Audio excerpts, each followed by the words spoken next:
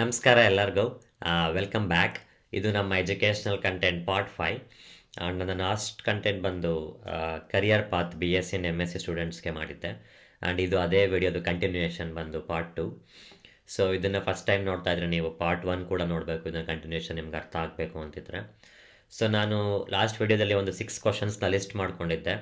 ಅದು ಬಂದು preparation stage, second question ಬಂದು application, and then the interview stage, and then the visa process, ಅದಾದಮೇಲೆ student life ಹೇಗಿರುತ್ತೆ ನೀವು ಯಾವುದೇ ಕಂಟ್ರಿಗೆ ಹೋದರೂ, and then the job market ನೀವು ಗ್ರ್ಯಾಜುಯೇಷನ್ ಆದಮೇಲೆ, ಆ್ಯಂಡ್ ಆಲ್ಸೋ ನೀವು ಸ್ಟೂಡೆಂಟ್ ಆಗಿದ್ದಾಗ ನಿಮ್ಮ ಫೋಕಸ್ ಯಾವುದ್ರ ಮೇಲೆ ಇರಬೇಕು. ಸೊ ನಾನು ಈ ಫಸ್ಟ್ ಕ್ವಶನ್ನ ಪ್ರೀವಿಯಸ್ ವಿಡಿಯೋದಲ್ಲಿ ಎಕ್ಸ್ಪ್ಲೈನ್ ಮಾಡಿದ್ದೆ ಪ್ರಿಪ್ರೇಷನ್ ಸ್ಟೇಜನ್ನು. ಸೊ ರಿಮೈನಿಂಗ್ 5 ಕ್ವಶನ್ಸ್ ಏನಿದೆ ಅದನ್ನು ನಾನೀಗ ಈ ವಿಡಿಯೋದಲ್ಲಿ ಸ್ಟೆಪ್ ಬೈ ಸ್ಟೆಪ್ ಎಕ್ಸ್ಪ್ಲೈನ್ ಮಾಡ್ತಾ ಹೋಗ್ತೀನಿ. ಆ್ಯಂಡ್ ನನಗೆ ಲಾಸ್ಟ್ ವಿಡಿಯೋ ಆದಮೇಲೆ ಕೆಲವೊಂದು ಕ್ವಶನ್ಸ್ ಬಂದಿತ್ತು, ಯೂಟ್ಯೂಬಲ್ಲೂ ಇರ್ಬೋದು, ಒಂದು ಇನ್ಸ್ಟಾಗ್ರಾಮಲ್ಲೂ ಕೂಡ ಕಾಂಟ್ಯಾಕ್ಟ್ ಮಾಡಿದರು. ಸೊ ಅವರ ಕ್ವಶನ್ಸ್ ಏನಂತ ಅದನ್ನು ಕೂಡ ನಾನು ಇದರಲ್ಲಿ ಇನ್ಕ್ಲೂಡ್ ಮಾಡ್ಕೊತೀನಿ. ನಾನು ಒಂದು ಕೆಲವೊಂದು ಸ್ಟೇಜ್ ಎಕ್ಸ್ಪ್ಲೈನ್ ಮಾಡ್ಬೇಕಾದ್ರೆ ಅವ್ರ ಕ್ವಶನ್ಸ್ಗಳನ್ನ ನಾನು ಇನ್ಕ್ಲೂಡ್ ಆಗಿರುತ್ತೆ. ಸೊ ಇನ್ ಕೇಸ್ ನಾನು ಸ್ಟಿಲ್ ನಿಮ್ಮ ಕ್ವಶನ್ಸ್ಗಳು ನಿಮ್ಮ ಬೇರೆ ಇದ್ದರೆ ಖಂಡಿತ ನಾವು ಈ ವಿಡಿಯೋ ಕಮೆಂಟ್ ಬಾಕ್ಸಲ್ಲಿ ಆ್ಯಡ್ ಮಾಡಿ, ಆ್ಯಂಡ್ ನಾನು ಅಪ್ಕಮಿಂಗ್ ವೀಡಿಯೋಸ್ ಅದನ್ನು ಕವರ್ ಮಾಡೋಕ್ಕೆ ಟ್ರೈ ಮಾಡ್ತೀನಿ. Let's start the second question. ಅದು ಅಪ್ಲಿಕೇಶನ್ ಸ್ಟೇಜ್ ಹೇಗಿರುತ್ತೆ, ನೀವು ಹೇಗೆ ಅಪ್ಲೈ ಮಾಡಬೇಕು.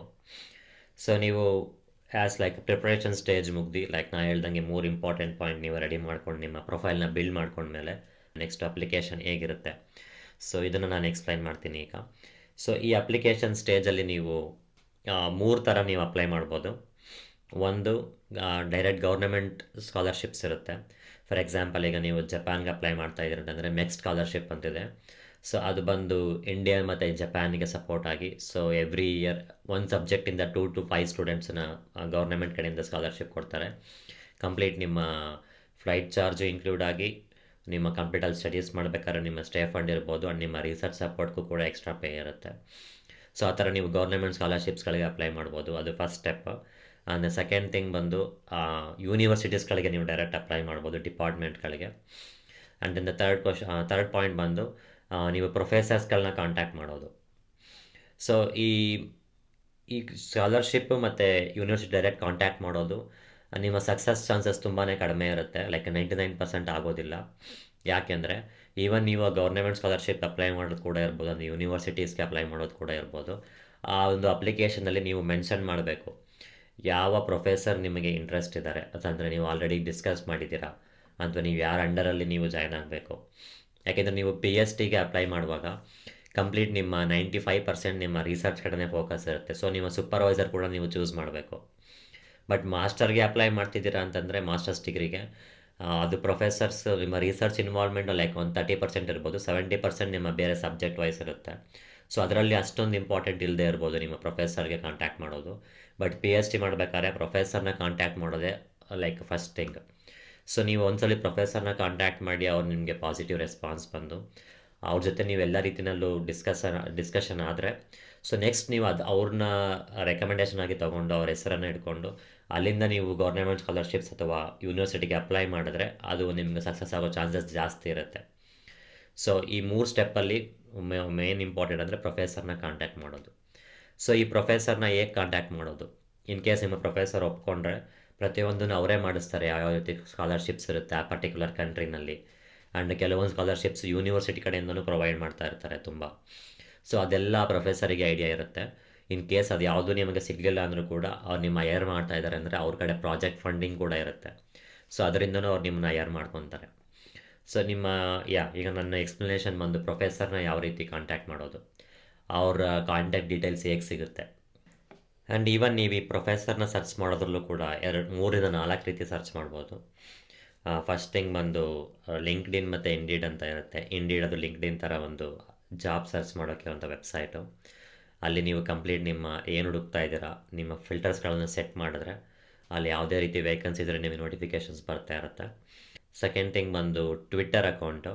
ಸೊ ಆಲ್ಮೋಸ್ಟ್ ಎಲ್ಲ ಇಂಗ್ಲೀಷ್ ಸ್ಪೀಕಿಂಗ್ ಕಂಟ್ರೀಸ್ಗಳಲ್ಲಿ ಯಾವುದೇ ಒಂದು ಗುಡ್ ಲ್ಯಾಬಲ್ಲಿ ಅವ್ರದ್ದು ಟ್ವಿಟ್ಟರ್ ಅಕೌಂಟ್ ಇರುತ್ತೆ ಲ್ಯಾಬ್ದು. ಸೊ ಲ್ಯಾಬ್ದು ಪ್ರತಿಯೊಂದು ಏನೇ ಅಪ್ಡೇಟ್ಸ್ ಇದ್ದರೂ ಅವ್ರ ಅಕೌಂಟ್ಗಳಲ್ಲಿ ವೆಬ್ಸೈಟಲ್ಲಿ ಅವ್ರ ಅಕೌಂಟಲ್ಲಿ ಅವರು ಟ್ವೀಟ್ ಮಾಡ್ತಾ ಇರ್ತಾರೆ. ಸೊ ಈಗ ಅವ್ರ ಲ್ಯಾಬಲ್ಲಿ ಈ ಥರ ಪಬ್ಲಿಷ್ ಆಗಿದೆ, ಈ ಥರ ನೆಕ್ಸ್ಟ್ ಸ್ಟೂಡೆಂಟ್ಸಿಗೆ ಅವ್ರ ವೇಕೆನ್ಸಿ ಇದೆ, ಮಾಸ್ಟರ್ಸ್ ಡಿಗ್ರಿಗೆ PhD ಸ್ಟೂಡೆಂಟ್ಸ್ಗೆ ಅಥವಾ ಪೋಸ್ಟ್ ಡಾಕ್ಸಿಗೆ ಈ ಥರ ವೇಕೆನ್ಸೀಸ್ ಇದೆ, ಅವ್ರು ಸ್ಟೂಡೆಂಟ್ಸ್ನ ಸರ್ಚ್ ಮಾಡ್ತಾ ಇದ್ದಾರೆ. ಈ ಥರ ಪ್ರತಿಯೊಂದು ಅಪ್ಡೇಟ್ಸ್ ಬರ್ತಾ ಹೋಗುತ್ತೆ. ಈವನ್ ನೀವು ನನ್ನ ಟ್ವಿಟರ್ ಅಕೌಂಟ್ ತೆಗೆದ್ರು ಕೂಡ ನಾನು ಫಾಲೋ ಮಾಡ್ತಾ ಇರೋದು ಕಂಪ್ಲೀಟ್ ನನ್ನ ರಿಲೇಟೆಡ್ ಲ್ಯಾಬ್ಸ್ಗಳನ್ನೇ. ಸೊ ನೀವು ಯಾವುದೋ 1-2 ಅಕೌಂಟ್ನ ಫಾಲೋ ಮಾಡಿದ್ರೆ ಸಾಕು, ನಿಮಗೆ ಆಟೋಮೆಟಿಕ್ ಸಜೆಷನ್ಸ್ ಬರುತ್ತೆ ರಿಲೇಟೆಡ್ ಲ್ಯಾಬ್ಸ್ ಆ ಥರ ಇರೋದು. ಸೊ ಆ ರೀತಿ ನೀವು ಆ ಅಕೌಂಟ್ಸ್ಗಳನ್ನ ಫಾಲೋ ಮಾಡೋದು, ಅಂದಿಂದ ನ್ಯಾಷನಲ್ ಲ್ಯಾಬ್ಸ್ಗಳನ್ನ ಫಾಲೋ ಮಾಡೋದು ಅದರ ರಿಲೇಟೆಡ್ ಫೀಲ್ಡಲ್ಲಿ, ಅದರಿಂದ ನಿಮಗೆ ತುಂಬ ನೋಟಿಫಿಕೇಷನ್ಸ್ ಬರುತ್ತೆ ಯಾವ ರೀತಿ ವೇಕೆನ್ಸೀಸ್ ಇದೆ ಅದರಿಂದ. ಆ್ಯಂಡ್ ದೆನ್ ನಿಮ್ಮ ಪ್ರೊಫೆಸರ್ಸ್ ಲಿಸ್ಟ್ ಹೇಗೆ ಸಿಗುತ್ತೆ ಇನ್ನೊಂದು ಅಂತಂದರೆ, ಇದು ಮೇಯ್ನ್ ಇಂಪಾರ್ಟೆಂಟ್ ಇದೆ. ನಿಮ್ಮ 90% ನೀವು ಪ್ರೊಫೆಸರ್ನ ನಿಮ್ಮ ಅಪ್ಲಿಕೇಶನ್ ಪ್ರೊಸೀಜರ್ ಇದರಲ್ಲೇ 90% ಇನ್ವಾಲ್ವ್ ಆಗೋದು. ಸೊ ಇದು ಹೇಗೆ ಅಂತಂದರೆ, ಫಾರ್ ಎಕ್ಸಾಂಪಲ್ ಈಗ ನಾನು ಹೇಗೆ ಮಾಡ್ಕೊಂಡಿದ್ದೆ ಅಂತಂದರೆ, ಕಂಟ್ರಿ ವೈಸ್ನ ಲಿಸ್ಟ್ ಮಾಡ್ಕೊಂಡಿದ್ದೆ. ಫಾರ್ ಎಕ್ಸಾಂಪಲ್ ಈಗ ನಾನು ಎಕ್ಸೆಲ್ ಶೀಟಲ್ಲಿ ಪ್ರತಿಯೊಂದು ಕಾಲಮ್ ಇನ್ಕ್ಲೂಡಿಂಗ್ ಪ್ರೊಫೆಸರ್ ನೇಮು, ಅವ್ರ ವೆಬ್ಸೈಟು, ಅವ್ರ ಕಾಂಟ್ಯಾಕ್ಟ್ ಡೀಟೇಲ್ಸು, ಅವ್ರ actual background, research background, and then ಅವ್ರಿಗೆ ವೇಕೆನ್ಸಿ ಇದೆಯೋ ಇಲ್ವಾ, ವೇಕೆನ್ಸಿ ಇದ್ದರೆ ಅವ್ರ ಡೆಡ್ಲೈನ್ ಯಾವಾಗ, ಈ ಥರ ಪ್ರತಿಯೊಂದು ನಾನು ಕಾಲಮ್ ಮಾಡ್ಕೊಂಡಿದ್ದೆ. So almost like more than 200 professors ನಾನು ಲಿಸ್ಟ್ ಮಾಡ್ಕೊಂಡಿದ್ದೆ. ಸೊ ಇದು ಒನ್ ವೇ ನಿಮ್ಮ ಪ್ರೊಫೆಸರ್ಸ್ನ ನಿಮ್ಮ ಪರ್ಟಿಕ್ಯುಲರ್ ಫೀಲ್ಡಲ್ಲಿ ಲಿಸ್ಟ್ ಮಾಡ್ಕೊಳ್ಳೋಕ್ಕೆ ಇದು ಒಂದು ರೀತಿಯಲ್ಲಿ ಹೆಲ್ಪ್ ಆಗುತ್ತೆ. ಆ್ಯಂಡ್ ನೀವು ಪ್ರತಿ ಸಲ ಒಬ್ಬರನ್ನ ನೀವು ಮೇಲ್ ಮಾಡಿದ್ಮೇಲೆ ಅವ್ರನ್ನ ಈ ಥರ ಹೈಲೈಟ್ ಮಾಡ್ಕೊತಾ ಹೋದ್ರೆ ಓಕೆ, ನೀವು ಈ ಪ್ರೊಫೆಸರ್ನ ಆಲ್ರೆಡಿ ಕಾಂಟ್ಯಾಕ್ಟ್ ಆಗಿದೆ, ಸೊ ನೆಕ್ಸ್ಟ್ ಪ್ರೊಫೆಸರಿಗೆ ಹೋಗ್ಬೋದು. ಥರ ನೀವು ಎವ್ರಿ ಡೇ ನಿಮ್ಮ ಅಪ್ಲಿಕೇಶನ್ನ ಲೈಕ್ ಎವ್ರಿ ಡೇ 10 to 20 ಪ್ರೊಫೆಸರ್ಸ್ನ ಕಾಂಟ್ಯಾಕ್ಟ್ ಮಾಡ್ಕೊಳ್ಳೋ ರೀತಿ ನೀವು ಡಿವೈಡ್ ಮಾಡ್ಕೊಬೋದು. ಸೊ ಇದು one of the best way. At least 100 professor ಅಥವಾ ಮೋರ್ ದೆನ್ 100 ಇರ್ತಾರೆ ಕೆಲವೊಂದು ಬಿಗ್ ಯೂನಿವರ್ಸಿಟೀಸ್ಗಳಲ್ಲಿ. ಸೊ ಇನ್ಕ್ಲೂಡಿಂಗ್ ಅವ್ರ ಅಸಿಸ್ಟೆಂಟ್ ಅವರು ಆಗಿರ್ಬೋದು, ಅಸೋಸಿಯೇಟ್ ಪ್ರೊಫೆಸರ್ ಆಗಿರ್ಬೋದು, ಅಥವಾ ಮೇನ್ ಪ್ರೊಫೆಸರ್ ಕೂಡ ಆಗಿರ್ಬೋದು. ಸೊ ಈ ಥರ ಒಂದು ಡಿಪಾರ್ಟ್ಮೆಂಟಲ್ಲಿ ನೀವು 100 ಅಂತ ಇಟ್ಕೊಂಡ್ರು, ಒಂದೊಂದು ಯೂನಿವರ್ಸಿಟಿಲಿ ನೀವು 5-6 ಡಿಪಾರ್ಟ್ಮೆಂಟ್ಸ್ ನಿಮ್ಮ ರಿಲೇಟೆಡ್ ನೀವು ಸರ್ಚ್ ಮಾಡ್ಬೋದು. ಸೊ ಆಲ್ಮೋಸ್ಟ್ ಲೈಕ್ 500 ಪ್ರೊಫೆಸರ್ಸ್ ನೀವು ಒಂದೇ ಒಂದು ಡಿಪಾರ್ಟ್ಮೆಂಟಲ್ಲಿ, ಒಂದೇ ಒಂದು ಯೂನಿವರ್ಸಿಟೀಸ್ನಲ್ಲಿ. ಸೊ ನೀವು ಇಮ್ಯಾಜಿನ್ ಮಾಡ್ಕೊಳ್ಳಿ, ಅದನ್ನು ನೀವು ಕಂಪ್ಲೀಟ್ ಲಿಸ್ಟ್ ಮಾಡ್ಕೊತಾ ಹೋಗಬೇಕು. ಸೊ ನೀವು ಈ ರೀತಿ ಲಿಸ್ಟ್ ಮಾಡಿಕೊಂಡು at least every day like at least 20 to 30 ಪ್ರೊಫೆಸರ್ಸ್ಗೆ ನೀವು ಮೇಲ್ ಮಾಡ್ತಾ ಹೋಗಬೇಕು. ಸೊ ನೀವು ಅದು ಒನ್ ಡೇಯಲ್ಲಿ ಆಗೋವಂಥ ಕೆಲಸ ಅಲ್ಲ ಇದು. ಲೈಕ್ ನನ್ನ ಕೇಸಲ್ಲೂ ಕೂಡ ಆಲ್ಮೋಸ್ಟ್ 6 months ನಾನು ಕಂಟಿನ್ಯೂಸ್ ಆಗಿ ಅಪ್ಲೈ ಮಾಡಿದ್ದೆ, every day 20 to 30 applications. So even ನಾನು ಮಾಡಿರುವಂಥ ಪ್ರತಿಯೊಂದು ನನ್ನ ಹತ್ರ ಇನ್ನೂ ಇಟ್ಕೊಂಡಿದ್ದೀನಿ ನನ್ನ ಇಮೇಲಲ್ಲಿ. ನಾನು ಟೋಟಲ್ 837 ಇಮೇಲ್ಸ್ ಮಾಡಿದ್ದೆ. ಅಷ್ಟು 837 ಪ್ರೊಫೆಸರ್ಸ್ನ ನಾನು ಕಾಂಟ್ಯಾಕ್ಟ್ ಮಾಡಿದ್ದೆ ಆಲ್ ಓವರ್ ವರ್ಲ್ಡಲ್ಲಿ, ಬೇರೆ ಬೇರೆ ಕಂಟ್ರೀಸ್ಗಳಲ್ಲಿ ಆ್ಯಂಡ್ ಬೇರೆ ಬೇರೆ ಯೂನಿವರ್ಸಿಟೀಸ್ಗಳಲ್ಲಿ. ಸೊ ಅದೇ ರೀತಿ ನಾನು ಅಷ್ಟು ಜನನೇ ಕಾಂಟ್ಯಾಕ್ಟ್ ಮಾಡಬೇಕು ಅಂತ ಹೇಳ್ತಾ ಇಲ್ಲ. ನಿಮ್ಮಲ್ಲಿ ಅದು ಚೆನ್ನಾಗಿದ್ರೆ ಇವನ್ ಫಸ್ಟ್ ಪ್ರೊಫೆಸರ್ ನಿಮ್ಮ ಪಾಸಿಟಿವ್ ರೆಸ್ಪಾನ್ಸ್ ಬರ್ಬೋದು. ಸೊ ಇದು ಏನು ಮೇಯ್ನ್ ಡಿಫ್ರೆನ್ಸ್ ಆಗುತ್ತೆ ಅಂತಂದರೆ, ನೀವು ಎಷ್ಟು ಜನ ಪ್ರೊಫೆಸರ್ಸ್ನ ರೀಚ್ ಆಗ್ತೀರಾ ಅಷ್ಟು ನಿಮಗೆ ಸಿಗುವಂಥ ಚಾನ್ಸಸ್ ಜಾಸ್ತಿ ಆಗ್ತಾ ಹೋಗುತ್ತೆ. ಸೊ ಯಾಕೆಂದರೆ ನೀವು ಸ್ಟಾರ್ಟಿಂಗ್ ಯಾವುದೋ ಒಂದು ತುಂಬಾ ಗುಡ್ ಲ್ಯಾಬ್ಗೆ ಅಪ್ಲೈ ಮಾಡಿರ್ಬೋದು. ಸೊ ಅವ್ರು ಒಂದು ವೇಕೆನ್ಸಿ ಇದ್ದರೆ ಅವ್ರಿಗೆ ಬರೋವಂಥ ಅಪ್ಲಿಕೇಶನ್ಸ್ ಜಾಸ್ತಿ ಇರುತ್ತೆ. ಸೊ ನೀವು ಅವ್ರು ಒಳ್ಳೆ ಕಡೆಯಿಂದ ಅಪ್ಲಿಕೇಶನ್ಸ್ ಬಂದಿದ್ದಾರೆ, ನೀವು ಕಾಂಪಿಟೇಷನ್ ಲೆವೆಲ್ ತುಂಬ ಹೈಯಲ್ಲಿರುತ್ತೆ. ಸೊ ನಿಮ್ಗೆ ಇಂಟರ್ವ್ಯೂ ಕಾಲ್ ಆಗದೆ ಇರ್ಬೋದು. ಸೊ ನೀವು ಅದೇ ರೀತಿ ತುಂಬ ಜನ ಪ್ರೊಫೆಸರ್ ರೀಚ್ ಆಗ್ತಾ ಕೆಲವೊಂದು ಅರ್ಲಿ ಸ್ಟೇಜಲ್ಲಿ ಇರ್ತಾರೆ ರಿಸರ್ಚರ್ಸ್ ಅಲ್ಲಿ, ಅಸಿಸ್ಟೆಂಟ್ ಪ್ರೊಫೆಸರ್ಸು. ಸೊ ಅವರಿಗೆ ಅಪ್ಲಿಕೇಶನ್ಸ್ ತುಂಬಾ ಕಡಿಮೆ ಹೋಗುತ್ತೆ, ಯಾಕೆಂದರೆ ಅವ್ರು ಇನ್ನೂ ವೆಲ್ ನೋನ್ ಇರೋದಿಲ್ಲ ಆ ಫೀಲ್ಡಲ್ಲಿ, ಆಗ ತಾನೇ ಲ್ಯಾಬ್ ಸ್ಟಾರ್ಟ್ ಮಾಡ್ತಾ ಇರ್ತಾರೆ. ಸೊ ಆ ಥರ ಪ್ರೊಫೆಸರ್ಸ್ಗೆ ನಿಮ್ಮ ಅಪ್ಲಿಕೇಶನ್ಸ್ ಹೋದಾಗ ಆಗುವಂಥ ಚಾನ್ಸಸ್ ಜಾಸ್ತಿ, ಯಾಕೆಂದರೆ ಅವ್ರಿಗೆ ಅಪ್ಲಿಕೇಶನ್ಸ್ ತುಂಬಾ ಕಡಿಮೆ ಇರುತ್ತೆ. ಸೊ ನಿಮ್ಮ ಕಾಂಪಿಟೇಷನ್ ಲೆವೆಲು ಕೂಡ ಕಡಿಮೆ ಆಗುತ್ತೆ. ಸೊ ಇದು ಮೇಯ್ನ್ ನೀವು ತಲೆಯಲ್ಲಿ ಇಟ್ಕೊಬೇಕು, ಎಷ್ಟು ಜನ ಪ್ರೊಫೆಸರ್ಸ್ನ ರೀಚ್ ಆಗ್ತೀರಾ ಅದು ತುಂಬಾ ಹೆಲ್ಪ್ ಆಗುತ್ತೆ ನಿಮಗೆ. ಆ್ಯಂಡ್ ಇನ್ನೂ ಒಂದು ಬಂದು, ನೀವು ಯಾವ್ದಾದ್ರು ರಿಸರ್ಚ್ ಆಲ್ರೆಡಿ ನಿಮ್ಮ ಎಕ್ಸ್ಪೀರಿಯನ್ಸ್ ಇದ್ದರೆ, ಸೊ ನೀವು ಆ ರಿಸರ್ಚ್ ಪೇಪರ್ಸ್ ಬಗ್ಗೆ ಓದ್ತಾ ಇರ್ತೀರಲ್ಲ, ಅದರಲ್ಲಿ ಪ್ರತಿಯೊಂದು ಪೇಪರಲ್ಲೂ ಕರೆಸ್ಪಾಂಡಿಂಗ್ ಆತನ ನೀವು ಲಿಸ್ಟ್ ಮಾಡ್ಕೊತ ಹೋಗ್ಬೋದು. ಸೊ ಯೂಶಲಿ ಆ ಕರೆಸ್ಪಾಂಡಿಂಗ್ ಆಥರ್ ಬಂದು ಪ್ರೊಫೆಸರ್ಸೇ ಇರ್ತಾರೆ, ಮೇಯ್ನ್ ಲ್ಯಾಬಿಗೆ PI ಪ್ರಿನ್ಸಿಪಲ್ ಇನ್ವೆಸ್ಟಿಗೇಟರ್ಸ್ ಇರ್ತಾರೆ. ಸೊ ಅದರಿಂದ ಕೂಡ ನೀವು ಲಿಸ್ಟ್ ಮಾಡಿಕೊಂಡು ನಿಮ್ಮ ಪ್ರೊಫೆಸರ್ಸ್ ಲಿಸ್ಟ್ ಸಿಗುತ್ತೆ. ಸೊ ಇದು ಬಂದು 3 to 4 ಟೈಪ್ಸ್ ನೀವು ಅಪ್ಲಿಕೇಶನ್ ಮಾಡೋದು ರೀತಿ. ನೀವು ಅವ್ರನ್ನ ಅವ್ರಿಗೆ ಇಮೇಲ್ ಸೆಂಡ್ ಮಾಡುವಾಗಲೂ ಕೂಡ, ಸೊ ಯೂಶಲಿ ನೀವು ಕವರ್ ಲೆಟರ್ ಮತ್ತು ನಿಮ್ಮ CV ಅಟ್ಯಾಚ್ ಮಾಡ್ತೀರಾ ಇಮೇಲಿಗೆ. 2 years ಬ್ಯಾಕ್ ನಾನು ಯೂಸ್ ಮಾಡಿರೋ ಕವರ್ ಲೆಟರ್ನ ಎಕ್ಸಾಂಪಲ್ ಆಗಿ ತೋರಿಸ್ತಾ ಇದ್ದೀನಿ. ಇದು ಆದಷ್ಟು ಶಾರ್ಟ್ ಆಗಿರಬೇಕು, like within 2 to 3 paragraph or at least within a page, but ತುಂಬ ಇನ್ಫಾರ್ಮೇಟಿವ್ ಆಗಿರಬೇಕು. ನೀವು ಇಲ್ಲಿ ನೋಡೋ ಹಾಗೆ ನಾನು ಪ್ರತಿಯೊಂದನ್ನು ಹೈಲೈಟ್ ಮಾಡಿದ್ದೀನಿ. ನಿಮ್ಮ ಮೇನ್ ಅಚೀವ್ಮೆಂಟ್ಸ್ ಏನಿದೆ ಆ ಪ್ರಾಜೆಕ್ಟ್ಗೆ ರಿಲೇಟ್ ಆಗಿರೋದು ಅದು ಹೈಲೈಟ್ ಆಗಬೇಕು. ಆ್ಯಂಡ್ ಅಗೇನ್ CV-ನಲ್ಲೂ ಕೂಡ ನೀವು ನಾನು 10th ಲಿಸ್ಟ್ ತೆಗೆದಿದ್ದೆ, PUC ಲಿಸ್ಟ್ ಅದೆಲ್ಲ ಮೆನ್ಷನ್ ಮಾಡಲಿಕ್ಕೆ ಯೂಸ್ ಇಲ್ಲ. ಆ್ಯಕ್ಚುಲಿ ನೀವು PhDಗೆ ಅಪ್ಲೈ ಮಾಡ್ತಾ ಇದ್ದೀರಾ, ಸೊ ನಿಮ್ಮ ಡಿಗ್ರಿಯಿಂದ ಮೆನ್ಷನ್ ಮಾಡಿದ್ರೆ ಸಾಕು. ಓಕೆ, BSc ಯಾವ ಯೂನಿವರ್ಸಿಟಿ, ಅಲ್ಲಿ ನಿಮ್ಮ ರಿಸರ್ಚ್ ಇನ್ವಾಲ್ವ್ಮೆಂಟ್ ಇದ್ದರೆ ನಿಮ್ಮ ರಿಸರ್ಚ್ ಟೈಟಲ್ ಏನು ಅಷ್ಟು ಮಾತ್ರ ಮೆನ್ಷನ್ ಮಾಡಿದ್ರೆ ಸಾಕು. ನಿಮಗೆ ಆನ್ಲೈನಲ್ಲಿ ತುಂಬಾ ಒಳ್ಳೊಳ್ಳೆ ಎಕ್ಸಾಂಪಲ್ ಸಿಗುತ್ತೆ. ಈವನ್ ಹಾರ್ವರ್ಡ್, ಸ್ಟ್ಯಾನ್ಫರ್ಡ್ ಆ ಥರ ಯೂನಿವರ್ಸಿಟೀಸ್ ಎಕ್ಸಾಂಪಲ್ ಕೂಡ ಸಿಗುತ್ತೆ ನೀವು. ಸೊ ಆ ರೀತಿ ನಿಮ್ಮ CV ರೆಡಿ ಮಾಡ್ಕೊಬೇಕು.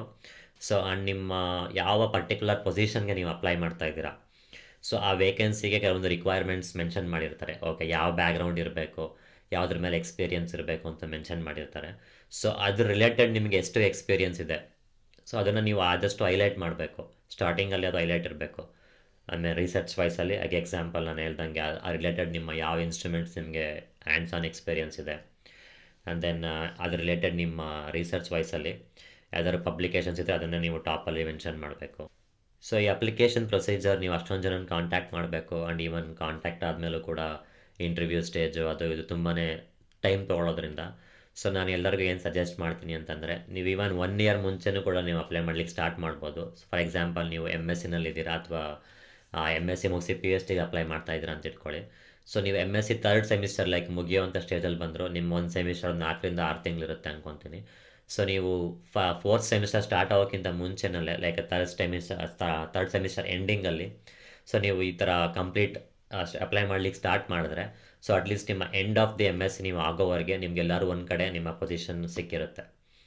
ಸೊ ಇನ್ ಕೇಸ್ ನೀವು ಥರ್ಡ್ ಸೆಮಿಸ್ಟರ್ ಎಂಡಿಂಗಲ್ಲೇ ನೀವು ಅಪ್ಲೈ ಮಾಡ್ಲಿಕ್ಕೆ ಸ್ಟಾರ್ಟ್ ಮಾಡಬೇಕು ಅಂತಿದ್ರೆ, ಸೊ ನೀವು MSc ಫಸ್ಟ್ ಇಯರಿಂದಾನೇ ಈ ಥರ ರಿಸರ್ಚ್ ಇನ್ವಾಲ್ವ್ಮೆಂಟ್ ಇರ್ಬೋದು, ಈ ಥರ ನೀವು ಸೆಕೆಂಡ್ ಸೆಮಿಸ್ಟರಿಂದ ಈ ಥರ ಪ್ರೊಫೆಸರ್ಸ್ನ ಲಿಸ್ಟ್ ಮಾಡ್ಕೊತಾ ಬರೋದು. ಸೊ ಅಟ್ಲೀಸ್ಟ್ ನಿಮ್ಮ ಎಕ್ಸೆಲ್ ಶೀಟಲ್ಲಿ ಒಂದು 500 ಪ್ರೊಫೆಸರ್ ಅಟ್ಲೀಸ್ಟ್ ಮಿನಿಮಮ್ ಲಿಸ್ಟ್ ಇದ್ದರೆ, ನೀವು ಅಪ್ಲೈ ಮಾಡ್ಲಿಕ್ಕೆ ಸ್ಟಾರ್ಟ್ ಮಾಡಿದಾಗ ನಿಮ್ಮ ತುಂಬಾ ಟೈಮ್ ಸೇವ್ ಆಗುತ್ತೆ. ಸೊ ಕಂಟಿನ್ಯೂಸ್ ಎವ್ರಿ ಡೇ ನೀವು ಲಿಸ್ಟ್ ತೆಗಿಬೋದು, ಅವ್ರಿಗೆ ಮೇಲ್ ಕಳಿಸೋದು. ಆ್ಯಂಡ್ ಈವನ್ ನೀವು ಪ್ರತಿಯೊಬ್ಬ ಪ್ರೊಫೆಸರ್ಗೂ ಮೇಲ್ ಮಾಡಬೇಕಾದ್ರೆ ಅಫ್ಕೋರ್ಸ್ CV ಸೇಮ್ ಇರುತ್ತೆ, ಬಟ್ ನಿಮ್ಮ ಕವರ್ ಲೆಟರ್ ಏನಿರುತ್ತೆ ಅದನ್ನು ನೀವು ಪ್ರತಿಯೊಂದು ಪ್ರೊಫೆಸರ್ಗೂ ನೀವು ಚೈನ್ ಮಾಡ್ತಾ ಹೋಗಬೇಕು. ಯಾವ ರೀತಿ ಚೈನ್ ಮಾಡಬೇಕು ಅಂತಂದರೆ, ಸೊ ನೀವು ಆ ಯಾವುದೇ ಒಂದು ಪ್ರೊಫೆಸರ್ಗೆ ಅಪ್ಲೈ ಮಾಡಬೇಕಾದ್ರೆ ಅವ್ರದ್ದು ಲ್ಯಾಬ್ದು ವೆಬ್ಸೈಟ್ ಇರುತ್ತೆ. ಸೊ ನೀವು ಆ ವೆಬ್ಸೈಟ್ನ ಚೆಕ್ ಮಾಡಿದ್ರೆ ಕಂಪ್ಲೀಟ್ ನಿಮಗೆ ಅರ್ಥ ಆಗುತ್ತೆ ಅವ್ರು ಯಾವ ರೀತಿ ಪಬ್ಲಿಕೇಶನ್ ಮಾಡ್ತಾ ಇದ್ದಾರೆ, ಅವ್ರದ್ದು ಆ್ಯಕ್ಚುಯಲ್ ರಿಸರ್ಚ್ ಬ್ಯಾಕ್ಗ್ರೌಂಡ್ ಏನಿದೆ. ಸೊ ಅದನ್ನು ಅರ್ಥ ಮಾಡಿಕೊಂಡು ನಿಮ್ಮ ಕವರ್ ಲೆಟರಲ್ಲಿ ಕೂಡ ನೀವು ಅದನ್ನು ಮೆನ್ಷನ್ ಮಾಡ್ತಾ ಹೋಗ್ತೀರಾ ಫಸ್ಟ್ ಪ್ಯಾರಾಗ್ರಾಫಲ್ಲಿ. ಸೊ ನೀವು ಯಾರು, ನೀವು ಇವ್ರಿಗೆ ಯಾಕೆ ನೀವು ಮೇಲ್ ಮಾಡ್ತಾ ಇದ್ದೀರಾ, ಅದು ಫಸ್ಟ್ ಪ್ಯಾರಾಗ್ರಾಫಲ್ಲಿರುತ್ತೆ. ಆ್ಯಂಡ್ ಸೆಕೆಂಡ್ ಪ್ಯಾರಾಗ್ರಾಫ್ ಬಂದು ಅವ್ರು ಏನು ಮಾಡ್ತಾ ಇದ್ದಾರೆ ಅದ್ರ ಬಗ್ಗೆ ನೀವು ಫಸ್ಟ್ ಒಂದು 2 ಲೈನ್ ಸೆಂಟೆನ್ಸ್ ಹಾಕಬೇಕು. ಸೊ ಈಗ ಅವ್ರು ಯಾವುದೋ ಒಂದು ಮೆಟೀರಿಯಲ್ ಸೈನ್ಸ್ ಬಗ್ಗೆ ವರ್ಕ್ ಮಾಡ್ತಾ ಇದ್ದಾರೆ, ಅವ್ರದ್ದು ಯಾವುದೋ ಒಂದು ರೀಸೆಂಟ್ ಪೇಪರ್ ನಾನು ಓದಿದೆ, ತುಂಬ ಇಂಟ್ರೆಸ್ಟಿಂಗ್ ಆಗಿತ್ತು. ಸೊ ನಾನು ನಿಮ್ಮ ಅಂಡರ್ ಸೂಪರ್ವೈಸಲ್ಲಿ ನಾನು ಜಾಯ್ನ್ ಆಗಿ ನಿಮ್ಮ ಅಂಡರಲ್ಲಿ ಅದ್ರ ಬಗ್ಗೆ ಕಂಟಿನ್ಯೂಷನ್ ಮಾಡಬೇಕು ಅಂತ ಅಂದ್ಕೊಂಡಿದ್ದೀನಿ PhD ಸ್ಟೂಡೆಂಟ್ ಆಗಿ. ಆ್ಯಂಡ್ ಅದ್ರ ರಿಲೇಟೆಡ್ ನಿಮ್ಗೇನು ಎಕ್ಸ್ಪೀರಿಯನ್ಸ್ ಇದೆ ಅದನ್ನು ನೀವು 3rd ಪ್ಯಾರಾಗ್ರಾಫಲ್ಲಿ ಆ್ಯಡ್ ಮಾಡ್ತೀರಾ. ಆ್ಯಂಡ್ ದೆನ್ ನಿಮಗೇನು ಎಂಡ್ ಮುಗಿಸ್ಬೇಕಾದ್ರೆ ನಿಮ್ಮಿಂದ ನಾವು ರಿಪ್ಲೈ ಎಕ್ಸ್ಪೆಕ್ಟ್ ಮಾಡ್ತಾ ಇದ್ದೀನಿ, ಆ ಥರ ಹೇಳಿ ಮುಗಿಸ್ಬೇಕು. ಸೊ ಆ ಸೆಕೆಂಡ್ ಪ್ಯಾರಲ್ಲಿ ನೀವು ಏನು ಮೆನ್ಷನ್ ಮಾಡ್ತೀರಾ ಅವ್ರ ರಿಲೇಟೆಡ್ ರಿಸರ್ಚ್ನ, ಸೊ ಅದನ್ನು ನೀವು ಎವ್ರಿ ಕವರ್ ಲೆಟರ್ ಹಾಕಬೇಕಪ್ಪ, ಎವ್ರಿ ಮೇಲ್ ಮಾಡಬೇಕಾದ್ರೆ ಪ್ರೊಫೆಸರ್ಸ್ಗೆ ಬೇರೆ ಬೇರೆ ಅವ್ರಿಗೆ ಅದೊಂದು ಪ್ಯಾರಾಗ್ರಾಫ್ನ ನೀವು ಪ್ರತಿ ಸರಿ ಚೈನ್ ಮಾಡ್ತಾ ಹೋಗಬೇಕು. ಅವ್ರ ಲ್ಯಾಬ್ ವೆಬ್ಸೈಟ್ ನೋಡಿ ಅವ್ರು ಯಾವ್ದ್ರ ಮೇಲೆ ವರ್ಕ್ ಮಾಡ್ತಾ ಇದ್ದಾರೆ ಅದನ್ನು ತೆಗೆದು ನೀವು ಆ 2 ಸೆಂಟೆನ್ಸ್ನ ಚೈನ್ ಮಾಡಬೇಕು ಪ್ರತಿ ಕವರ್ ಲೆಟರಲ್ಲೂ. ಸೊ ಈ ಅಪ್ಲಿಕೇಶನ್ ಪ್ರೊಸೀಜರ್ ಬಂದು ಬರೀ ಕೇವಲ BSc ಆ್ಯಂಡ್ MSc ಅವ್ರಿಗೆ ಮಾತ್ರ ನಾನು ಹೇಳ್ತಾ ಇಲ್ಲ. ಸೊ ಇದು ಇನ್ನೊಂದು ಕಾಮರ್ಸ್ ಅವ್ರಿಗಿರ್ಬೋದು, ಇಂಜಿನಿಯರಿಂಗ್ ಸ್ಟೂಡೆಂಟ್ಸ್ ಕೂಡ ಇರ್ಬೋದು. ಸೊ ನೀವು ಮಾಸ್ಟರ್ಸ್ ಅಥವಾ MTech ಅಥವಾ PhD ಮಾಡೋಕ್ಕೆ ಕೂಡ ಬಂದರೆ ಇದೇ ರೀತಿ ನೀವು ಅಪ್ಲಿಕೇಶನ್ ಪ್ರೊಸೀಜರ್ ಇರುತ್ತೆ. ಸೊ ಈ ರೀತಿ ಕಾಂಟ್ಯಾಕ್ಟ್ ಆಗಿ ಎಲ್ಲ ಆಗಿ ಅವರ ಸೆಲೆಕ್ಟ್ ಆದರೆ ನೀವು ಇಂಟರ್ವ್ಯೂಯಿಂದ ಎಲ್ಲ ಆಗಿದ್ರೆ ದೆನ್ ಪ್ರೊಫೆಸರೇ ನಿಮ್ಮ ಮುಂದಿನ ಸ್ಟೇಜ್ಗಳನ್ನು ಕಂಟಿನ್ಯೂ ಮಾಡ್ಕೊತಾರೆ. ಅವರೇ ನಿಮಗೆ ಎಲ್ಲ ರೀತಿಯೂ ಹೆಲ್ಪ್ ಮಾಡ್ತಾರೆ, ಯಾವ ರೀತಿ ಸ್ಕಾಲರ್ಶಿಪ್ಸ್ ಇದೆ, ಸೊ ನೀವು ವೀಸಾ ಪ್ರೋಸೆಸ್ ಏನಿದೆ ಪ್ರತಿಯೊಂದೂ ಅವರೇ ನಿಮ್ಗೆ ಹೆಲ್ಪ್ ಮಾಡ್ತಾ ಹೋಗ್ತಾರೆ. ಖಂಡಿತ ನಾನು ಎಕ್ಸ್ಪ್ಲೈನ್ ಮಾಡ್ತೀನಿ ಏನಿರುತ್ತೆ ಸ್ಟೇಜ್ಗಳ ಮುಂದೆ. ಇನ್ನೂ ಕೆಲವರು ಕ್ವಶನ್ಸ್ ಕೇಳ್ತಾಯಿದ್ರು, ಅವ್ರು ಜಸ್ಟ್ ಡೈರೆಕ್ಟ್ ಜಾಬಿಗೆ ಅಪ್ಲೈ ಮಾಡಬೇಕು ಅಬ್ರಾಡಲ್ಲಿ ಅಂತ. ಸೊ ಒಂದು ನೀವು ಪರ್ಟಿಕ್ಯುಲರ್ಲಿ ಇಂಗ್ಲೀಷ್ ಸ್ಪೀಕಿಂಗ್ ಕಂಟ್ರೀಸಲ್ಲಿ ಅಪ್ಲೈ ಮಾಡಬೇಕು ಅಂತಿದ್ರೆ ಜಾಬಿಗೆ, US, Australia, UK, Canada, England ಯಾವ್ದಾದ್ರು ಇರ್ಬೋದು. ಸೊ ಈ ಕಂಟ್ರೀಸ್ಗಳಲ್ಲಿ ನೀವು ಡೈರೆಕ್ಟಾಗಿ ಜಾಬ್ಗೆ ಅಪ್ಲೈ ಮಾಡ್ತೀನಿ ಅಂತಿದ್ರೆ ಆಗುವಂಥ ಚಾನ್ಸಸ್ ಒಂದು ಲೆವೆಲಲ್ಲಿ ಕಡಿಮೆ ಇರುತ್ತೆ. ಪರ್ಟಿಕ್ಯುಲರ್ಲಿ US ಆಲ್ಮೋಸ್ಟ್ ನಿಲ್ ಅಂತಲೇ ಹೇಳ್ಬೋದು, 0% ಅಂತಲೇ ಹೇಳ್ಬೋದು. ಯಾಕೆ ಅಂತಂದರೆ, ಸೊ ಈ ಇಂಗ್ಲೀಷ್ ಸ್ಪೀಕಿಂಗ್ ಕಂಟ್ರೀಸ್ಗಳಲ್ಲಿ ಸೊ ಅವರಿಗೆ ಯಾವುದೇ ರೀತಿ ಜಾಬ್ ಅಪ್ಲಿಕೇಶನ್ಸ್ ಇರ್ಬೋದು, ಅದು ಆಲ್ ಓವರ್ ವರ್ಲ್ಡ್ ಎಲ್ಲ ಕಂಟ್ರೀಸ್ ಕಡೆಯಿಂದ ಬರುತ್ತೆ. ಆ್ಯಂಡ್ ಅವರ ಕಂಟ್ರಿನಲ್ಲಿ ತುಂಬ ರೀತಿ ವೀಸಾ ಒಂದು ಪ್ರೋಸೆಸ್ಗಳಿರುತ್ತಲ್ಲ, ಅದು ತುಂಬಾ ರೆಸ್ಟ್ರಿಕ್ಷನ್ಸ್ ಇರುತ್ತೆ ಪರ್ಟಿಕ್ಯುಲರ್ಲಿ US ಸೊ ಈಗ ನಿಮ್ಮ ವರ್ಕಿಂಗ್ ವೀಸಾ ಅಂದರೆ H1B ಇದೆ. ಸೊ ಆ H1B ವೀಸಾ ಈವನ್ ಲಾಟ್ರಿನಲ್ಲಿ ಪಿಕ್ ಆಗೋದು. ಸೊ ನೀವು ಪ್ರತಿ ವರ್ಷ ಒಂದು 5 ಲಕ್ಷ ಜನ ಅಪ್ಲಿಕೇಶನ್ ಹಾಕಿದ್ರೆ ಇದರಿಂದ ಕಂಪನೀಸ್ಗಳಿಂದ ಅವರು ಗೌರ್ಮೆಂಟು ಒಂದು 50,000 ಜನನ ಮಾತ್ರ ಪಿಕ್ ಮಾಡೋದು. ಸೊ ನೀವು ಖಂಡಿತ ನಿಮ್ಗೆ ಆ ವೀಸಾ ಸಿಗುತ್ತೆ ಅಂತ ಹೇಳಲಿಕ್ಕಾಗಲ್ಲ ಅಮೇರಿಕಾದಲ್ಲಿ. ಸೊ ಅದೇ ರೀತಿ ಈವನ್ ಬೇರೆ ಇಂಗ್ಲೀಷ್ ಸ್ಪೀಕಿಂಗ್ ಕಂಟ್ರೀಸ್ಗಳಲ್ಲಿ ಇಷ್ಟೊಂದು ರೆಸ್ಟ್ರಿಕ್ಷನ್ಸ್ ಇಲ್ಲದೆ ಆದರೂ ಕೂಡ ಅಲ್ಲೂ ಕೂಡ ಕೆಲವೊಂದು ವಿಧ ರೆಸ್ಟ್ರಿಕ್ಷನ್ಸ್ ಇರುತ್ತೆ. ಆ್ಯಂಡ್ ನೀವು ಯಾವುದೇ ಒಂದು ಕಂಪ್ನಿಗೆ ಅಪ್ಲೈ ಮಾಡ್ತಾ ಇದ್ದೀರ ಅಂತಂದರೆ ಅವರಿಗೆ ಆ ಜಾಬ್ ಸ್ಕೇರ್ಸಿಟಿ ಇರಬೇಕು ಕರೆಂಟ್ ಅವರಿಗೆ ಅದೇ ಕಂಟ್ರಿನಲ್ಲಿ. ಯಾಕೆಂದರೆ ಈಗ ಅಮೇರಿಕಾದಲ್ಲಿ ನೀವು ಯಾವುದೇ ಒಂದು ಜಾಬ್ ಅಪ್ಲೈ ಮಾಡಬೇಕು ಅಂತಿದ್ರು ಅವರಿಗೆ ವಿತಿನ್ ಲೋಕಲಿಟ್ಸಲ್ಲೇ ಇಲ್ಲೇ ತುಂಬ ಆಲ್ ಓವರ್ ವರ್ಲ್ಡಿಂದ ಎಲ್ಲ ಕಡೆಯಿಂದ ಬರೋದ್ರಿಂದ ಇಲ್ಲೇ ಸ್ಟೂಡೆಂಟ್ಸ್ ಆಗಿ ಇಲ್ಲೇ ಗ್ರ್ಯಾಜುಯೇಟ್ ಆಗಿರ್ತಾರೆ. ಸೊ ಅವ್ರು ಆಲ್ರೆಡಿ ಇಲ್ಲೇ ಇರ್ತಾರೆ. ಸೊ ಅವ್ರುಗಳನ್ನೇ ಅವ್ರು ಪಿಕ್ ಮಾಡೋದು ಫಸ್ಟ್ ಆಪ್ಷನ್ ಇರುತ್ತೆ. ಸೊ ಅವ್ರಿಗಿಂತಲೂ ಫಸ್ಟ್ ಆಪ್ಷನ್ ಅವ್ರು ಬಂದು ಗ್ರೀನ್ ಕಾರ್ಡ್ ಸಿಟಿಸನ್ಶಿಪ್ ಇರೋರನ್ನ ಫಸ್ಟ್ ನೋಡ್ತಾರೆ. ಸೊ ಆ ರೀತಿ ಅಪ್ಲಿಕೇಶನ್ಸ್ ಯಾವುದೂ ಬಂದಿಲ್ಲ ಅಂದರೆ ನೆಕ್ಸ್ಟು ಸ್ಟೂಡೆಂಟ್ಸ್ ಇಲ್ಲೇ ಅಥವಾ ಆಲ್ರೆಡಿ ವೀಸಾ ಇರೋರು ಆ್ಯಂಡ್ ದೆನ್ ಸ್ಟೂಡೆಂಟ್ಸ್ ಇಲ್ಲೇ ಗ್ರ್ಯಾಜುಯೇಟ್ ಆಗಿರೋರು. ಸೊ ಅವ್ರುಗಳಿಗೆ ಚಾನ್ಸಸ್ ಜಾಸ್ತಿ ಇರುತ್ತೆ. ಸೊ ನಿಮ್ಮನ್ನ ಔಟ್ ಆಫ್ ಕಂಟ್ರಿನ ತೊಗೊಬೇಕು ಅಂತಂದರೆ ನೀವು ತುಂಬಾ ಎಕ್ಸ್ಟ್ರಾಡಿನರಿ ಆಗಿರಬೇಕು. ಸೊ ಅದು ಆಲ್ಮೋಸ್ಟ್ ಖಂಡಿತ ಇರಲ್ಲ, ನಿಮಗೆ ಆಲ್ರೆಡಿ ಎಕ್ಸ್ಪೀರಿಯನ್ಸ್ ಇರೋದಿಲ್ಲ. ಸೊ ನಿಮ್ಮ ಚಾನ್ಸಸ್ಸು ಆಲ್ಮೋಸ್ಟ್ 0%. ಬಟ್ ಇನ್ನು ಜಪಾನ್ ಅಥವಾ ಕೆಲವೊಂದು ಯುರೋಪಿಯನ್ ಕಂಟ್ರೀಸ್ಗೆ ಹೋಗಬೇಕು ವರ್ಕಿಂಗ್ ಅಂದರೆ ಅದು ಸ್ವಲ್ಪ ಈಸಿ ಇರುತ್ತೆ ಕಂಪೇರ್ ಟು ಇಂಗ್ಲೀಷ್ ಸ್ಪೀಕಿಂಗ್ ಕಂಟ್ರೀಸಲ್ಲಿ. ಯಾಕೆಂದರೆ ಅಲ್ಲಿ ಕಾಂಪಿಟೇಷನ್ ಸ್ವಲ್ಪ ಕಡಿಮೆ ಇರುತ್ತೆ ಯುರೋಪಿಯನ್ ಮತ್ತು ಜಪಾನ್ ಏಷ್ಯನ್ ಕಂಟ್ರೀಸ್ಗಳಲ್ಲಿ. ಬಟ್ ಇಂಗ್ಲೀಷ್ ಸ್ಪೀಕಿಂಗ್ ಕಂಟ್ರೀಸಲ್ಲಿ ಯಾಕೆ ನೀವು ಸ್ಟೂಡೆಂಟ್ ಆಗಿ ಬಂದು ನೆಕ್ಸ್ಟ್ ಇಲ್ಲಿ ನೀವು ಜಾಬ್ ಅಪ್ಲೈ ಮಾಡೋದು ತುಂಬಾ ಎಲ್ಪ್ ಆಗುತ್ತೆ ಕಂಪೇರ್ ಡೈರೆಕ್ಟಾಗಿ ಜಾಬಿಗೆ ಬರೋದು almost 0%, particularly English speaking countries. And ಇನ್ನೂ ಕೆಲವರು ಕ್ವಶನ್ಸ್ ಕೇಳಿದ್ರು, ನಾವು ಯಾವ ಕಂಟ್ರಿನಲ್ಲಿ ಮಾಡಬೇಕು ಅದನ್ನು ಕೂಡ ಎಕ್ಸ್ಪ್ಲೈನ್ ಮಾಡಿ ಸರ್ ಪ್ಲೀಸ್ ಅಂತ. ಸೊ ನನ್ನನ್ನು ಯಾರೇ ರೆಕಮೆಂಡೇಷನ್ ಕೇಳಿದ್ರು ಕೂಡ ನನ್ನ ಫಸ್ಟ್ ಸಜೆಷನ್ಸ್ ಯಾವಾಗಲೂ ಬಂದು ಇಂಗ್ಲೀಷ್ ಸ್ಪೀಕಿಂಗ್ ಕಂಟ್ರೀಸ್ಗೆ ಅಪ್ಲೈ ಮಾಡಿ ಅಂತ. ಯಾಕೆ ಅಂತಂದರೆ ಅದು ತುಂಬ ರೀತಿಯಲ್ಲಿ ಡಿಫ್ರೆನ್ಸ್ ಆಗುತ್ತೆ. ಒಂದು ನಿಮ್ಮ ವರ್ಕ್ ಲೈಫ್ ಬ್ಯಾಲೆನ್ಸ್ ಇರ್ಬೋದು, ಫ್ರೀಡಮ್, ನಿಮ್ಮ ಇಲ್ಲಿರ್ಬೇಕಾದ್ರೆ ನಿಮ್ಮ ಜೀವನ ಮಾಡೋಕ್ಕೆ ತುಂಬ ರೀತಿಯಲ್ಲಿ ಫ್ರೀಡಮ್ ಇರ್ಬೋದು, ನಿಮ್ಮ ಅರ್ನಿಂಗ್ಸ್ ಇರ್ಬೋದು. ಸೊ ಇದೆಲ್ಲ ರೀತಿಯಲ್ಲೂ ಆ್ಯಂಡ್ ಆಲ್ಸೋ ದ ರೇಸಿಸಮ್ ಅದು ಕೂಡ ಎಲ್ಲ ರೀತಿಯಲ್ಲೂ ಇಂಗ್ಲೀಷ್ ಸ್ಪೀಕಿಂಗ್ ಕಂಟ್ರೀಸಲ್ಲಿ ಬೆಟರ್ ಇರುತ್ತೆ ಫಾರಿನರ್ಸ್ಗೆ. ಸೊ ನೀವು ಯಾವುದೇ ಯುರೋಪಿಯನ್ ಕಂಟ್ರೀಸ್ ಅಥವಾ ಏಷ್ಯನ್ ಕಂಟ್ರೀಸ್ಗಳಿಗೆ ಹೋದರೆ ಆ ಪರ್ಟಿಕ್ಯುಲರ್ ಆ ಕಂಟ್ರಿ ಲ್ಯಾಂಗ್ವೇಜ್ನ ಕೂಡ ನೀವು ಕಲಿಬೇಕು. ಸ್ಟೂಡೆಂಟ್ ಆಗಿದ್ದಾಗ ನಿಮ್ಗೆ ಅದೇನು ಕಂಪಲ್ಸರಿ ಅಂತ ಇರೋದಿಲ್ಲ, ಈವನ್ ವರ್ಕಿಂಗಿಗೂ ಇರಲ್ಲ. ಬಟ್ ನೀವು ಅಲ್ಲಿ ಕಂಫರ್ಟಬಲ್ ಆಗಿ ಲೈಫ್ನ ಲೀಡ್ ಮಾಡಬೇಕು ಅಂತಿದ್ರೆ ಆ ಲ್ಯಾಂಗ್ವೇಜ್ನ ನೀವು ಕಲಿತಾ ಹೋಗಬೇಕು. ಆ್ಯಂಡ್ ಆಲ್ಸೋ ನಿಮ್ಮ ಆಪರ್ಚುನಿಟೀಸ್ ಏನಿರುತ್ತೆ ಅದು ಇಂಗ್ಲೀಷ್ ಸ್ಪೀಕಿಂಗ್ ಕಂಟ್ರೀಸಲ್ಲಿ ತುಂಬಾ ಜಾಸ್ತಿ ಇರುತ್ತೆ. ನೀವು ಬೇಗನೆ ನಿಮ್ಮ ಕರಿಯರ್ ಗ್ರೋತ್ ಬೇಗ ಆಗುತ್ತೆ compare to other Asian and European ಕಂಟ್ರೀಸಲ್ಲಿ. ಬಟ್ ಅಗೇನ್ ನೀವು ಸ್ಟೂಡೆಂಟ್ ಆಗಿ ಈ ಇಂಗ್ಲೀಷ್ ಸ್ಪೀಕಿಂಗ್ ಕಂಟ್ರೀಸ್ಗೆ ಎಂಟರ್ ಆಗೋದು ಕೂಡ ಕಷ್ಟ ಇರುತ್ತೆ. ಯಾಕೆ ಅಂತಂದರೆ ನಿಮ್ಮ ಸ್ಕಾಲರ್ಶಿಪ್ಸ್ಗಳು ಕಡಿಮೆ ಇರುತ್ತೆ ಪರ್ಟಿಕ್ಯುಲರ್ಲಿ ಮಾಸ್ಟರ್ ಸ್ಟೂಡೆಂಟ್ಸಿಗೆ. ಸೊ ಅದೇ ಕಾರಣಕ್ಕೆ ಯು ಎಸ್ ಅಲ್ಲಿ ಬರೋ 99% ಮಾಸ್ಟರ್ ಸ್ಟೂಡೆಂಟ್ಸು ಲೋನ್ ತೊಗೊಂಡೇ ಬರೋದು. ಬಟ್ ಅಗೇನ್ ಅವ್ರು ಬಂದು ಇಲ್ಲಿ ಜಾಬ್ ಸಿಕ್ಕಿದ್ರೆ ಅವ್ರ ಲೋನ್ ಏನಿರುತ್ತೆ ಅವ್ರು ಜಸ್ಟ್ ಅವ್ರ ಜಾಬ್ ಸಿಗ್ತಾ ಇದ್ದಂಗೆ ಅವ್ರಿಗೆ ಬೋನಸ್ ಥರ ಎಲ್ಲ ಬರುತ್ತೆ, ಅದರಲ್ಲೇ ತೀರಿಸ್ಕೊಂಬಿಡ್ತಾರೆ. ಇವನ್ 50 ಲಕ್ಷ ಲೋನ್ ಇದ್ದರೂ ಕೂಡ ವಿತಿನ್ 6 ತಿಂಗಳು 1 ವರ್ಷ ಒಳಗೆ ತೀರಿಸ್ಬೋದು. ಅಷ್ಟು ಸ್ಯಾಲ್ರಿ ನಿಮಗೆ ಸಿಗುತ್ತೆ, more than 1 crore, even up to 5 crore ನೀವು ಅರ್ನ್ ಮಾಡ್ಬೋದು. ಆ್ಯಂಡ್ ಆಲ್ಸೋ ನೀವು ಇಂಗ್ಲೀಷ್ ಸ್ಪೀಕಿಂಗ್ ಕಂಟ್ರೀಸ್ಗಳಲ್ಲಿ ನೀವು ಸ್ಟೂಡೆಂಟ್ ಆಗಿ ಬಂದಾಗ ಸೊ ನಿಮಗೆ ಟೈಮ್ ಸಿಗುತ್ತೆ ತುಂಬ 2 to 5 years ನೀವು ಸ್ಟೂಡೆಂಟ್ ಆಗಿದ್ದಾಗ ಕಂಟ್ರಿ ಬಗ್ಗೆ ಅರ್ಥ ಮಾಡ್ಕೊಳ್ಳೋದಿರ್ಬೋದು, ಕಲ್ಚರ್ ಇರ್ಬೋದು, ನಿಮ್ಮ ಕಮ್ಯುನಿಕೇಷನ್ ಸ್ಕಿಲ್ ಇರ್ಬೋದು, ಇಂಗ್ಲೀಷ್ ಲೆವೆಲ್ ಇರ್ಬೋದು. ಸೊ ಪ್ರತಿಯೊಂದು ಕೂಡ ನಿಮಗೆ ಇಂಪ್ರೂವ್ ಆಗ್ತಾ ಹೋಗುತ್ತೆ. ಸೊ ನಿಮ್ಗೆ ಆಲ್ರೆಡಿ ಇಲ್ಲಿ ಜಾಬ್ ಹುಡ್ಕೋಕ್ಕೆ ನಿಮ್ಗೆ ಹೆಲ್ಪ್ ಆಗುತ್ತೆ ಅದು. ಆ್ಯಂಡ್ ಆಲ್ಸೋ ನೀವು ಈ ಇಂಗ್ಲೀಷ್ ಸ್ಪೀಕಿಂಗ್ ಕಂಟ್ರೀಸ್ಗಳಲ್ಲಿ ಈ ಪ್ರಿಪ್ರೇಷನ್ಸ್ ಜೊತೆಗೆ ನಿಮ್ಮ ರಿಸರ್ಚ್ ಇನ್ವಾಲ್ವ್ಮೆಂಟ್ ಜೊತೆಗೆ ಈವನ್ ಇಂಗ್ಲೀಷ್ ಎಕ್ಸಾಮ್ಸ್ಗಳು ಕೂಡ ಬೇಕಾಗುತ್ತೆ. ಆಲ್ಮೋಸ್ಟ್ ಎಲ್ಲ ಯೂನಿವರ್ಸಿಟಿನಲ್ಲೂ ಕಂಪಲ್ಸರಿ ಇರುತ್ತೆ, ಕೆಲವೊಂದು ಯೂನಿವರ್ಸಿಟೀಸಲ್ಲಿ ಇರೋದಿಲ್ಲ. ಸೊ ಯಾವ ರೀತಿ ಇಂಗ್ಲೀಷ್ ಎಕ್ಸಾಮ್ಸ್ ಅಂತಂದರೆ ಒಂದು IELTS ಅಂತ ಹೇಳ್ತಾರೆ, ಇನ್ನೊಂದು TOEFL ಆ್ಯಂಡ್ ಇನ್ನೊಂದು GRE ಅಂತಿದೆ. GRE ಕೆಲವೊಂದು ಅದು ಒಂದೊಂದು ಯೂನಿವರ್ಸಿಟಿನಲ್ಲಿ ಒಂದೊಂದು ರಿಕ್ವೈರ್ಮೆಂಟ್ಸ್ ಇರುತ್ತೆ. ಕೆಲವೊಂದು ಯೂನಿವರ್ಸಿಟಿನಲ್ಲಿ GREನೇ ಇರಬೇಕು ಇಂಗ್ಲೀಷಲ್ಲಿ, ಅದು ಆಲ್ಸೋ ನಿಮ್ಮ ಪರ್ಟಿಕ್ಯುಲರ್ ಸಬ್ಜೆಕ್ಟಲ್ಲಿ ಕೂಡ GRE ಇರಬೇಕು ಅಂತ ಹೇಳ್ತಾರೆ. ಆ್ಯಂಡ್ ಕೆಲವೊಂದು ಯೂನಿವರ್ಸಿಟೀಸ್ಗಳಲ್ಲಿ ಜಸ್ಟ್ ಯಾವುದೋ ಒಂದು ಇಂಗ್ಲೀಷ್ ಎಕ್ಸಾಮ್ ಇದ್ರೂ ಕೂಡ ನಡೆಯುತ್ತೆ. ಅದು ಯೂಶ್ವಲಿ ನಿಮ್ಮ CGPA ಥರ ಪಾಯಿಂಟ್ಸ್ ಕೊಡ್ತಾರೆ. ನಿಮ್ಗೆ 10ಗೆ ಅಟ್ಲೀಸ್ಟ್ 7.5 ಅಥವಾ 7 ಅಷ್ಟು ಸ್ಕೋರ್ ಮಾಡಿರಬೇಕು ಅಂತ ಇರುತ್ತೆ. ಸೊ ಈ ಇಂಗ್ಲೀಷ್ ಎಕ್ಸಾಮ್ಸ್ಗಳಲ್ಲೂ ಕೂಡ ನಿಮಗೆ 4 ಥರ ಇರುತ್ತೆ. ಅಂದರೆ ಆ ಎಕ್ಸಾಮಲ್ಲಿ 4 ಪಾರ್ಟ್ ಇನ್ಕ್ಲೂಡ್ ಆಗಿರುತ್ತೆ. ನೀವು ಅದು ಎಕ್ಸಾಮ್ ತೊಗೊಂಡಾಗ ಅದು ಸ್ಪೀಕಿಂಗು, ರೈಟಿಂಗು, ರೀಡಿಂಗು ಮತ್ತು ಲಿಸನಿಂಗ್. ಸೊ ಲಿಸನಿಂಗ್ ಅಂತಂದರೆ ನಿಮಗೆ ಅದು ಆಡಿಯೋಸ್ ಪ್ಲೇ ಮಾಡ್ತಾ ಇರ್ತಾರೆ. ಸೊ ಆ ಆಡಿಯೋ ನೀವು ಪ್ಲೇ ಮಾಡಿದ್ದು ಕೇಳಿಸ್ಕೊಂಡು ಅದ್ರ ಮೇಲೆ ನಿಮ್ಮ ಕ್ವಶನ್ಸ್ ಬರುತ್ತೆ. ಆ್ಯಂಡ್ ದೆನ್ ರೈಟಿಂಗ್ ಬಂದು ನೀವು ಅದ್ರ ಬಗ್ಗೆ ಎಸ್ಸೇನೋ ಆ ಥರ ತುಂಬ ಅದ್ರ ಬಗ್ಗೆ ಒಂದು ಟಾಪಿಕ್ ಬಗ್ಗೆ ಬರೀಲಿಕ್ಕೆ ಹೇಳ್ತಾರೆ. ಆ್ಯಂಡ್ ದೆನ್ ಬಂದು ರೀಡಿಂಗ್ ಬಂದು ಅಗೇನ್ ತುಂಬ ಒಂದು ಪ್ಯಾರಾಗ್ರಾಫ್ ಬಗ್ಗೆ ಸ್ಟೋರಿ ಥರ ಇರುತ್ತೆ, ಅದರಿಂದ ನೀವು ಆ ಸ್ಟೋರಿನ ಓದಿ ಅರ್ಥ ಮಾಡ್ಕೊಂಡು ಅದ್ರ ಮೇಲೆ ಕ್ವಶನ್ಸ್ ಬರುತ್ತೆ.